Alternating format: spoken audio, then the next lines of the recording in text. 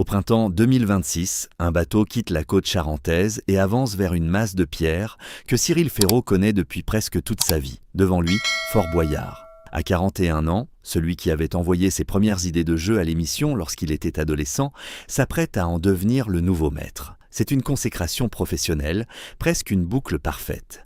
Pourtant, pendant cette première traversée comme animateur, son esprit ne se fixe ni sur les caméras, ni sur les dizaines de techniciens qui l'attendent. Il pense à un homme absent, son père, Michel. Plus tard, il dira que c'est son seul regret. Celui qui avait accompagné et encouragé cette passion ne verra jamais son fils prendre les commandes du fort. Dans un moment où tout devrait ressembler à une victoire, l'absence reprend donc toute la place. Pour comprendre ce mélange étrange de joie et de manque, il faut revenir 7 ans en arrière. En 2019, Cyril Ferraud est déjà l'un des visages les plus identifiables des Jeux de France Télévisions. Son rythme est celui d'un homme qui accepte presque tout ce que la télévision peut lui offrir. Émissions quotidiennes, primes, tournages en région, événements en direct. Il aime travailler et ne s'en cache pas. Mais cette mécanique, qu'il contrôle depuis des années, s'arrête brutalement lorsque la maladie de son père prend le dessus. Michel Ferraud souffre d'un cancer, il a 65 ans. Lorsque son fils comprend que l'issue ne sera pas celle qu'il espérait, les contrats, les tournages et les plateaux cessent soudain d'avoir la moindre importance. Cyril racontera plus tard avoir mis son planning entre parenthèses pendant près de 2 mois. Ce détail dit plus que toutes les formules sur le deuil. L'homme qui, jusque-là, mesurait ses semaines en enregistrement et en départ pour des tournages, commence à mesurer ses journées autrement. Être là le matin, prendre un petit déjeuner avec son père, l'aider, lui tenir la main, lui parler, rester. Il a résumé sa décision par une phrase très simple. Il ne partira pas sans moi, et il est effectivement resté jusqu'au bout. Michel meurt en juin 2019, à 65 ans, après une évolution du cancer que Cyril a décrite comme extrêmement difficile. Son fils expliquera aussi qu'il est parti dans les bras de sa famille. À 34 ans, Cyril découvre une limite contre laquelle son efficacité, son énergie et sa volonté ne peuvent rien. C'est peut-être là que se trouve la blessure centrale de son histoire. C'est d'ici. Cyril Ferraud est un homme qui a construit sa carrière sur la maîtrise. Connaître les règles, anticiper un conducteur, tenir un direct, relancer un candidat, sauver une séquence, sourire quand quelque chose déraille. Sur un plateau, il faut toujours avoir une solution. Face au cancer de son père, il n'y en a pas, et le deuil ne lui laisse même pas le temps de se retirer longtemps du regard du public. À peine quelques jours après la disparition de Michel, il assure un direct de Musiques en fête, une émission que son père aimait beaucoup. Il expliquera plus tard avoir choisi de la présenter précisément pour cette raison. À l'écran, il fait donc ce que son métier exige. Il parle, accueille, enchaîne, tient l'antenne. Derrière cette continuité professionnelle, quelque chose vient pourtant de se briser. Ce contraste va devenir l'un des motifs les plus cruels de sa vie publique. Les téléspectateurs associent Cyril Ferraud à l'énergie, au jeu, aux couleurs vives, à un sourire presque permanent. Son travail consiste littéralement à installer une atmosphère agréable. Or, la télévision ne suspend pas son fonctionnement parce que celui qui l'anime traverse un deuil. Très vite, il faut recommencer à enregistrer, reprendre des journées pleines, retrouver le ton attendu. Des années plus tard, il dira qu'après la mort de son père, il avait dû se remettre devant les caméras alors qu'il n'en avait parfois aucune envie. Le public voyait le présentateur, lui savait ce qu'il venait de perdre. Cette distance entre l'image et l'état intérieur n'est pas une preuve de fausseté. Elle est l'une des disciplines les plus dures de son métier. Il y a eu, autour de cette disparition, une autre violence, plus petite à l'échelle d'un deuil, mais particulièrement révélatrice de ce que la célébrité peut enlever. Après avoir lui-même annoncé la mort de son père, Cyril pensait peut-être avoir repris un minimum de contrôle sur l'information. Cela n'a pas empêché des photographes de se présenter aux obsèques. Il racontera avoir été photographié avec sa mère dans ses bras et qualifiera ses paparazzis de « rapaces ». Ce jour-là, la frontière qu'il tente depuis des années de maintenir entre le présentateur et l'homme privé ne protège plus rien. Même l'enterrement d'un père peut devenir une image susceptible d'être volée. Pour quelqu'un déjà très réservé sur son intimité, l'épisode ne pouvait que renforcer une conviction. Moins il donne, moins ceux qu'il aime risquent d'être exposés. Cette réserve a parfois été interprétée de l'extérieur comme du mystère, voire comme une stratégie. Sa vie sentimentale a fait l'objet de questions répétées, notamment parce qu'il refuse de nommer publiquement la personne ou les personnes qui partagent son intimité.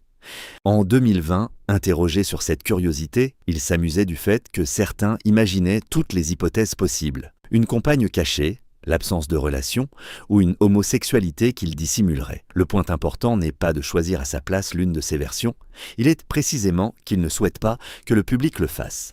La naissance de son fils Tim, annoncée en juillet 2024, n'a pas changé ce principe. Cyril parle de son bonheur d'être père, mais il protège le reste. Les circonstances intimes de cette naissance ne sont pas un élément qu'il a choisi de transformer en feuilleton public. Après 2019, la maladie laisse aussi une trace beaucoup plus concrète dans son comportement. Cyril a reconnu être devenu hypocondriaque. Au moindre symptôme, il ressent le besoin d'être rassuré par un examen ou un avis médical. Il a raconté voyager avec une trousse de médicaments et avoir du mal à se détendre tant qu'il n'a pas la certitude que tout va bien. Cette peur n'est pas sortie de nulle part, il la relie lui-même à la rapidité avec laquelle il a perdu son père. Lorsqu'un homme de 65 ans peut disparaître en peu de temps malgré tout ce que sa famille espère, le corps cesse d'être quelque chose que l'on tient pour acquis. Chez Cyril, le deuil a donc modifié non seulement son rapport au temps, mais aussi son rapport à la santé et au contrôle. Cela éclaire différemment son besoin de protéger sa mère et sa grand-mère. Après la disparition de Michel, il expliquait avoir réorganisé le peu de temps libre dont il disposait pour le passer avec elle. Là encore, ce n'est pas un grand discours qui compte, mais un déplacement d'agenda. Avant 2019, la question dominante semble être « Combien de projets peut-il encore accepter ?» Après 2019, une autre question apparaît. Combien de moments familiaux est-il en train de manquer pendant qu'il travaille? La mort de son père ne transforme pas immédiatement le bourreau de travail en homme retiré. Pendant plusieurs années, il continue, au contraire, à multiplier les émissions. Mais une fissure est ouverte. Il sait désormais que remettre les proches à plus tard est un pari que personne ne maîtrise. Le paradoxe est que la télévision récompense exactement ce qui peut l'épuiser. Cyril est fiable, rapide, capable d'enregistrer beaucoup, de passer d'un format à un autre et de rester enthousiaste. Il a lui-même décrit des années durant lesquelles le cumul de 2 jeux quotidiens, du Grand Slam, de la carte au trésor et de plusieurs primes lui laissait presque aucun week-end. Il parlait d'une véritable locomotive de boulot et reconnaissait que la fatigue commençait à se faire sentir. Le succès encourage donc le mécanisme qui le prive de temps. Plus il devient indispensable, plus son agenda se remplit. Plus il est souriant à l'antenne, moins le public voit le coût de cette disponibilité permanente. Pendant longtemps, Cyril accepte ce prix parce que la télévision n'est pas seulement son métier. C'est le rêve qu'il poursuit depuis l'adolescence. Fort Boyard résume parfaitement cette obsession. Enfant, il regardait le programme. Adolescent, il envoyait des idées d'épreuves. À 18 ans, il y effectue un stage. Plus tard, il revient comme candidat, puis comme personnage avec Cyril Gosbo. Sa carrière entière donne parfois l'impression d'être construite par un garçon qui n'a jamais cessé de courir vers les plateaux qu'il admirait autrefois. Renoncer à une émission dans ces conditions n'est pas simplement retirer une ligne d'un planning. Non, c'est accepter que réaliser tous ses rêves en même temps peut finir par empêcher de vivre ce qui se passe hors caméra. La naissance de Tim, en juillet 2024, rend cette contradiction impossible à ignorer. Cyril avait depuis longtemps exprimé son désir d'être père. Lorsque l'enfant arrive, il ne cache pas le bouleversement. À la fin de 2025, il dira que son fils a bouleversé sa vie. Tim l'accompagne parfois sur les tournages. L'animateur raconte avec amusement que l'un des premiers gestes du petit garçon a été d'applaudir en voyant autour de lui les réactions des plateaux. Mais derrière les anecdotes tendres, un changement plus profond se produit. Cyril n'a plus seulement une famille à retrouver après le travail, il a un enfant dont les premières années avancent pendant chaque journée d'enregistrement. Pour un homme marqué par la disparition trop précoce de son propre père, cette réalité possède un poids particulier. Le bonheur d'être père rouvre en effet une absence. Michel ne connaîtra pas Tim. Tim ne connaîtra son grand-père qu'à travers des photos, des récits, peut-être des gestes ou des habitudes que Cyril reconnaîtra un jour chez son fils. En 2025, puis à nouveau dans différents hommages, l'animateur continue de parler de son père comme d'une présence intérieure. Pour l'anniversaire de Michel, il écrit même qu'il n'a jamais été autant là. Cette manière de maintenir le lien n'efface pas ce qui manque. Elle montre plutôt comment le deuil change de forme. En 2019, la douleur est celle de la séparation immédiate. Après la naissance de Tim, elle devient aussi celle des scènes qui n'auront jamais lieu, un grand-père prenant son petit-fils dans ses bras, une conversation entre 3 générations, un regard posé sur le père que Cyril est devenu. C'est ici que l'histoire de son travail commence réellement à changer. En août 2025, Cyril Ferraud annonce qu'il va lever le pied. La décision n'est pas symbolique, il choisit de quitter la carte au trésor, le quiz des champions et d'autres rendez-vous, alors même que plusieurs de ses programmes sont associés à son nom et à son ascension. Pour la carte au trésor, il explique que l'émission exige énormément de préparation et plusieurs semaines de tournage loin de sa famille et de son fils. Il ne dit pas qu'il n'aime plus travailler, il dit presque le contraire. Pour garder l'énergie, le sourire et l'envie, il doit cesser d'être partout. La paternité ne détruit donc pas son ambition. Elle lui impose une limite que le deuil de 2019 lui avait déjà appris à craindre. Le choix devient encore plus visible en 2026. Après 8 saisons, il fait ses adieux à la carte au trésor. Il renonce aussi à Duels en famille, afin d'aménager la place nécessaire à d'autres engagements, notamment Fort Boyard. À première vue, cela pourrait sembler contradictoire. Comment parler de ralentir alors qu'il accepte l'un des programmes les plus lourds et les plus emblématiques de France Télévisions? La réponse tient dans la nature du tri. Cyril ne quitte pas la télévision.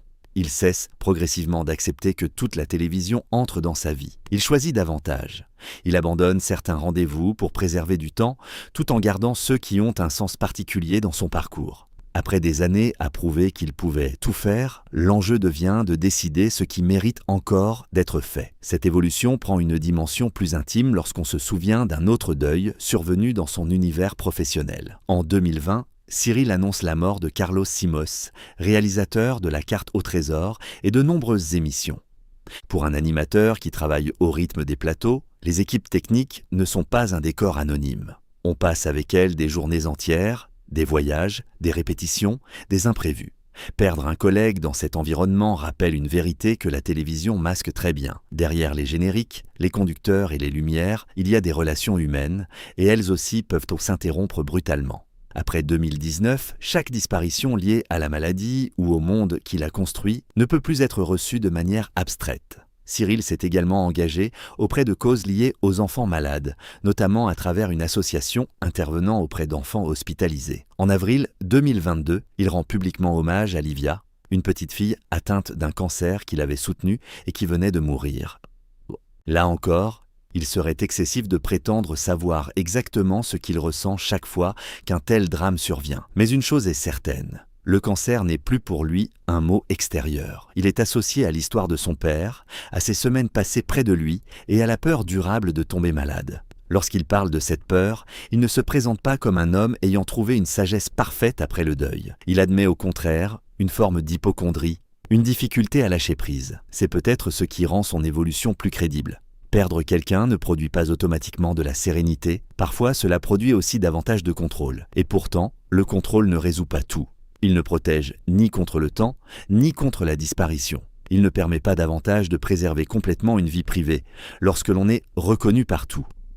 Cyril l'a compris à l'enterrement de son père, puis dans les années de commentaires sur sa vie sentimentale. Plus sa notoriété grandit, plus la curiosité s'étend au-delà de son travail. Son choix consiste alors à ne pas répondre à tout. Il montre parfois Tim sans dévoiler son visage, parle de la joie d'être père sans ouvrir sa maison au public, raconte certaines blessures sans livrer l'identité de ceux qui partagent son quotidien. Ce silence n'est pas forcément un secret honteux.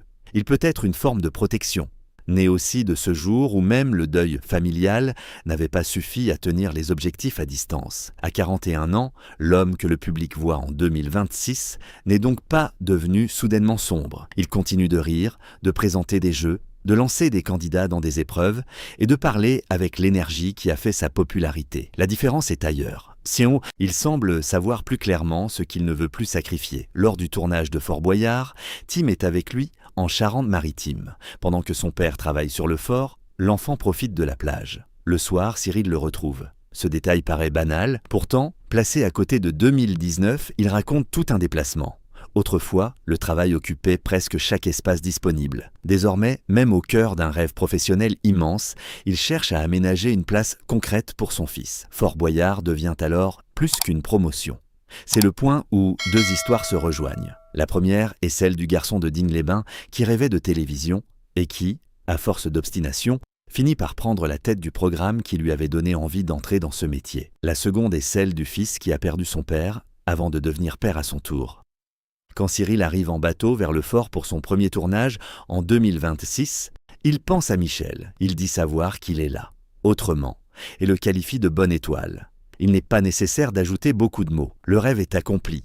L'homme qui devait le voir n'est plus sur le quai. C'est peut-être pour cela que la décision de ralentir prend tout son sens seulement maintenant. En 2019, Cyril avait arrêté de travailler parce qu'il n'avait plus le choix. Son père allait mourir et il voulait être auprès de lui. En 2025 et 2026, il réduit volontairement certaines activités avant qu'une catastrophe ne l'y oblige. Ce n'est plus une réaction à l'urgence, c'est une décision préventive. Il ne peut pas modifier le temps qu'il a perdu, ni offrir à Michel les années qui manquent, ni garantir qu'aucun autre deuil ne surviendra.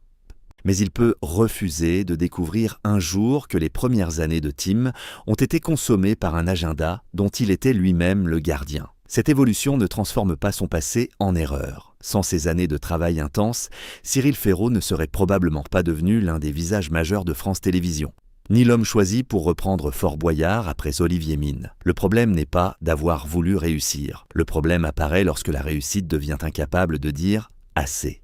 Le deuil de Michel, l'hypocondrie qui a suivi, la protection de sa famille, l'arrivée de Tim et la fatigue accumulée ont progressivement donné à ce mot une autre valeur. Dire « assez » à certains tournages peut aussi signifier dire « oui » à un dîner, à une soirée, à un week-end, à une enfance qui ne repassera pas. Il y a enfin une chose que les années n'ont pas effacée. L'idée que le deuil n'est pas un épisode que l'on ferme après quelques mois. Cyril en reparle encore en 2023. En 2025, puis au moment de Fort Boyard, en 2026. Les mots changent, les circonstances aussi, mais Michel revient au moment décisif. Ce n'est plus seulement le souvenir de l'hôpital. C'est le père auquel on pense quand un rêve ancien se réalise, celui à qui l'on adresse un message le jour de son anniversaire, celui dont on mesure l'absence lorsqu'un enfant naît. La douleur n'a donc pas disparu, elle s'est déplacée. Elle accompagne les joies au lieu de les annuler. Et c'est peut-être la nuance la plus importante pour comprendre Cyril aujourd'hui. Il ne vit pas enfermé dans 2019. Il vit avec ce que 2019 a changé en lui. Voilà pourquoi le sourire de Cyril Ferraud ne raconte pas toute son histoire, mais il ne la contredit pas non plus.